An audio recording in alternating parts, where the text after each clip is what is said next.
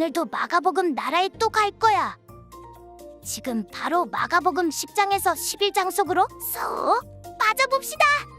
렛츠 고고고! 마가복음 10장? 예수께서 그곳을 떠나 유대지방으로 가셔서 요단강 건너편으로 가셨습니다.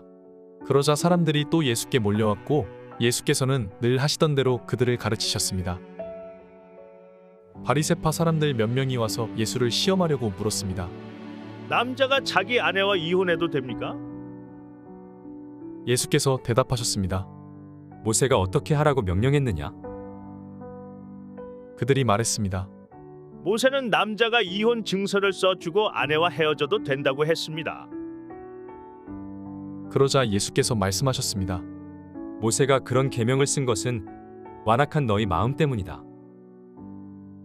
그러나 하나님께서 세상을 창조하실 때 사람을 남자와 여자로 만드셨다. 그러므로 남자가 자기 부모를 떠나 아내와 더불어 둘이 한 몸이 될 것이다. 따라서 그들이 이제 둘이 아니라 한 몸이다. 그러므로 하나님께서 짝지어 주신 것을 사람이 갈라놓아서는 안 된다. 집안에서 제자들이 예수께 이 문제에 대해 다시 물었습니다. 예수께서 대답하셨습니다. 누구든지 자기 아내와 이혼하고 다른 여자와 재혼하는 사람은 자기 아내에게 간음하는 것이다. 또 그 아내가 자기 남편과 이혼하고 다른 남자와 재혼하는 것도 간음하는 것이다. 사람들이 어린아이들을 예수께 데리고 와 어루만져 주시기를 원했습니다. 그러나 제자들이 그들을 꾸짖었습니다. 예수께서 이것을 보시고 노하시며 제자들에게 말씀하셨습니다. 어린아이들이 내게 오는 것을 허락하고 막지 말라. 하나님 나라는 이런 아이들과 같은 사람의 것이다. 내가 너희에게 진실로 말한다. 누구든지 어린아이와 같이 하나님 나라를 받아들이지 않는 사람은 결코 그곳에 들어가지 못할 것이다. 그러고는 어린아이들을 꼭 껴안아 주시며 손을 얹으시고 축복해 주셨습니다. 예수께서 밖에 나가려고 하시는데 한 사람이 예수께로 달려와 그 앞에 무릎을 꿇고 물었습니다. 선하신 선생님, 제가 영원한 생명을 얻으려면 어떻게 해야 합니까? 예수께서 대답하셨습니다. 내가 왜 나를 선하다고 하느냐? 오직 하나님 한 분 외에는 선한 분이 없다. 내가 살인하지 말라, 간음하지 말라, 도둑질하지 말라, 거짓 증언하지 말라, 사기치지 말라, 부모를 공경하라 하는 계명들을 알고 있을 것이다. 그가 말했습니다. 선생님, 저는 어릴 때부터 이것들을 모두 어김없이 지켜왔습니다. 예수께서 그를 쳐다보고 사랑스럽게 여기시며 말씀하셨습니다. 내게 한 가지 부족한 것이 있다. 가서 내가 가진 것을 모두 팔아 가난한 사람들에게 나눠 주어라. 그리하면 하늘에서 보물을 얻게 될 것이다. 그리고 와서 나를 따라라. 이 말씀을 듣자 그 사람은 무척 근심스러운 얼굴로 슬퍼하며 떠나갔습니다. 그가 대단한 부자였기 때문입니다. 예수께서는 제자들을 둘러보시고 말씀하셨습니다. 부자가 하나님 나라에 들어가기가 참으로 어렵다. 제자들은 예수의 말씀에 무척 놀랐습니다. 그러자 예수께서 다시 말씀하셨습니다. 얘들아, 하나님 나라에 들어가기가 얼마나 어려운지. 부자가 하나님 나라에 들어가는 것보다 낙타가 바늘길을 지나가는 것이 더 쉽다. 제자들은 더욱 놀라서 서로 수군거렸습니다. 그러면 도대체 누가 구원받을 수 있다는 말인가?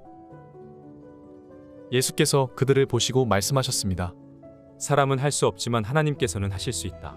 하나님께는 모든 것이 가능하다. 베드로가 예수께 말했습니다. 보시다시피 우리는 모든 것을 버리고 주를 따랐습니다. 예수께서 말씀하셨습니다. 내가 너희에게 진실로 말한다. 나와 복음을 위해 집이나 형제나 부모나 자식이나 자기 땅을 버린 사람은 지금 이 세상에서 집과 형제자매와 어머니와 자녀와 땅을 100배나 더 받되 핍박도 함께 받을 것이고 이제 올 세상에서는 영원한 생명을 받을 것이다. 그러나 먼저 된 사람이 나중되고 나중된 사람이 먼저 되는 일이 많을 것이다. 그들이 예루살렘으로 올라가는 길이었습니다. 예수께서 앞장서서 그리로 향하시자 제자들은 놀랐고 뒤따라가던 사람들도 두려워했습니다. 예수께서는 다시 12제자를 따로 불러 놓으시고 앞으로 자신에게 일어날 일을 말씀해 주셨습니다. 우리는 지금 예루살렘으로 올라가고 있다. 인자는 배반당해 대제사장들과 율법학자들에게 넘겨질 것이다. 그들은 인자를 죽이기로 결정하고 이방 사람들에게 넘겨줄 것이고 이방 사람들은 인자를 조롱하고 침을 뱉고 채찍으로 때린 뒤 죽일 것이다. 그러나 3일 만에 그는 다시 살아날 것이다. 그러자 세베대의 두 아들 야고보와 요한이 예수께 다가와 말했습니다. 선생님, 저희의 소원을 들어주시기 원합니다. 예수께서 물으셨습니다. 내가 너희에게 무엇을 해주었으면 좋겠느냐? 그들이 대답했습니다. 주께서 영광의 자리에 앉으실 때 저희 중 하나는 오른편에, 하나는 왼편에 앉게 해주십시오. 예수께서 그들에게 말씀하셨습니다. 너희가 지금 무엇을 구하고 있는지 알고 있느냐? 내가 마시는 잔을 너희가 마시며 내가 받는 세례를 너희가 받을 수 있겠느냐? 그들이 대답했습니다. 할 수 있습니다. 예수께서 그들에게 말씀하셨습니다. 너희도 정말 내가 마시는 잔을 마시고 내가 받는 세례를 받을 것이다. 그렇지만 내 오른편이나 왼편에 앉는 것은 내가 정해주는 것이 아니다. 그 자리는 미리 정해놓은 사람들에게 돌아갈 것이다. 다른 10명은 이 말을 듣고 야고보와 요한에게 분개했습니다. 예수께서는 그들을 함께 불러놓고 말씀하셨습니다. 너희도 알듯이 이방 사람의 통치자라는 사람들은 백성들 위에 군림하고 그 고관들도 권력을 행사한다. 그러나 너희는 그렇게 해서는 안 된다. 오히려 누구든지 너희 중에서 큰 사람이 되고 싶은 사람은 너희를 섬기는 자가 돼야 하고 누구든지 으뜸이 되려는 사람은 모든 사람의 종이 돼야 한다. 인자 역시 섬김을 받으러 온 것이 아니라 섬기러 왔고 많은 사람들을 구원하기 위해 치를 몸값으로 자기 생명을 내어주려고 온 것이다. 그들은 여리고로 갔습니다. 예수와 제자들이 많은 사람들과 함께 그 성을 떠나려는데 디메오의 아들 바디메오라는 눈먼 사람이 길가에 앉아 구걸하고 있다가 나사렛 예수라는 말을 듣고 소리치기 시작했습니다. 다윗의 자손 예수여, 나를 불쌍히 여겨 주십시오. 많은 사람들이 그를 꾸짖으며 조용히 하라고 했습니다. 그러나 그는 더욱더 큰 소리를 질렀습니다. 다윗의 자손이여, 나를 불쌍히 여겨 주십시오. 예수께서 걸음을 멈추시고 말씀하셨습니다. 저 사람을 불러오너라. 그러자 그들이 그 사람에게 말했습니다. 안심하고 일어나라. 예수께서 너를 부르신다. 그는 겉옷을 던져버리고 벌떡 일어나 예수께로 갔습니다. 예수께서 그에게 물으셨습니다. 내가 무엇을 내게 해주기 원하느냐? 앞을 못 보는 사람이 대답했습니다. 선생님, 제가 보기를 원합니다. 예수께서 말씀하셨습니다. 가거라. 내 믿음이 너를 구원했다. 그러자 그 즉시 그는 보게 됐고 예수를 따라 길을 나섰습니다. 마가복음 11장? 그들이 예루살렘에 가까이 와서 올리브산 근처 벳바게와 베다니에 이르렀을 때 예수께서 제자 2명을 보내시며 말씀하셨습니다. 저기 보이는 마을로 들어가라. 그곳에 들어가 보면 아직 아무도 탄 적이 없는 새끼 나귀 하나가 매어 있을 것이다. 그 나귀를 풀어서 이리로 끌고 와라. 만약 누가 왜 이러느냐고 물으면 주께서 필요하시니 쓰고 제자리에 갖다 놓겠다고 하라. 그들이 가서 보니 길거리 어느 문 앞에 새끼 나귀가 매여 있었습니다. 그들이 나귀를 풀고 있는데 거기 서 있던 사람들이 물었습니다. 뭘 하는 것이오? 왜 나귀를 풀고 있어? 그들이 예수께서 일러주신 대로 대답하자 그 사람들이 허락해 주었습니다. 그들이 나귀를 예수께 끌고 와서 자기들의 겉옷을 그 위에 얹어드리자 예수께서 나귀를 타셨습니다. 많은 사람들이 길 위에 겉옷을 깔아드렸고 또 어떤 사람들은 들에서 나뭇가지를 꺾어와 길에 깔기도 했습니다. 앞서가는 사람들과 뒤따라가는 사람들이 외쳤습니다. 호산나, 복이 있으리로다. 주의 이름으로 오시는 분이여, 복이 있도다. 다가오는 우리 조상 다윗의 나라여, 지극히 높은 곳에서 호산나. 예수께서 예루살렘에 도착하시자 성전으로 들어가셨습니다. 예수께서는 모든 것을 둘러보시고는 이미 날이 저물었으므로 12제자들과 함께 베다니로 나가셨습니다. 이튿날 베다니를 떠나시려는데 예수께서 배가 고프셨습니다. 예수께서 멀리 잎이 무성한 무화과 나무를 보시고는 열매가 있을까 해서 가보셨습니다. 가까이 다가가 보시니 잎만 무성할 뿐 무화과 열매는 없었습니다. 무화과 철이 아니었기 때문입니다. 예수께서 그 나무에게 말씀하셨습니다. 이제부터 어느 누구도 내 열매를 따먹지 못할 것이다. 예수의 제자들도 이 말씀을 들었습니다. 예루살렘에 도착하시자마자 예수께서 성전으로 들어가 거기서 장사하던 사람들을 내쫓기 시작하셨습니다.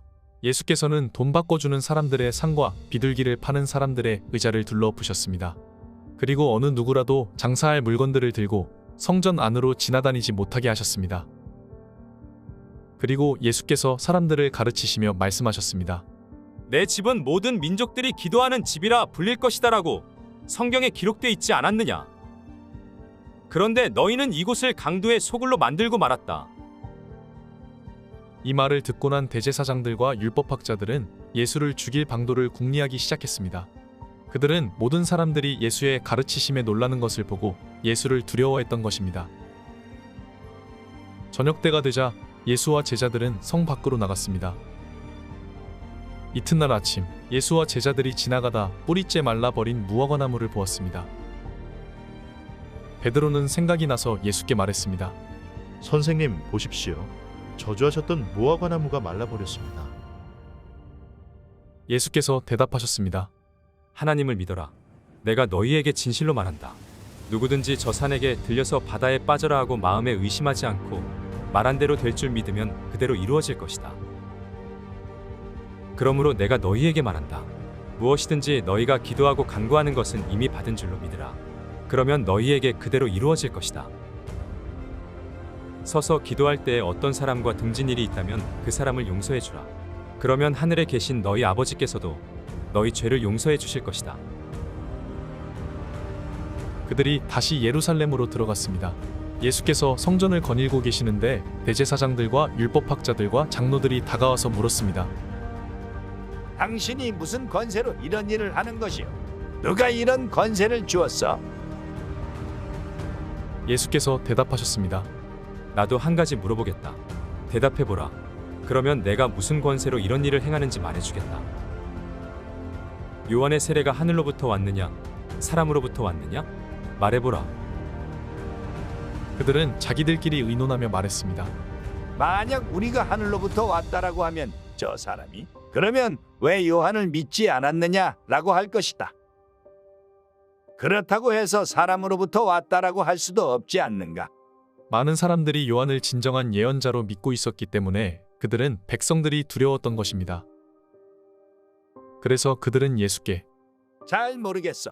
라고 대답했습니다. 예수께서 말씀하셨습니다.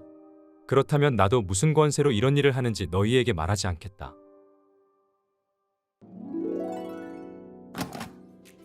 수고했어, 친구들. 다음은 어떤 말씀이 우리를 기다릴까? 그럼 다음에 또 만나자. 안녕.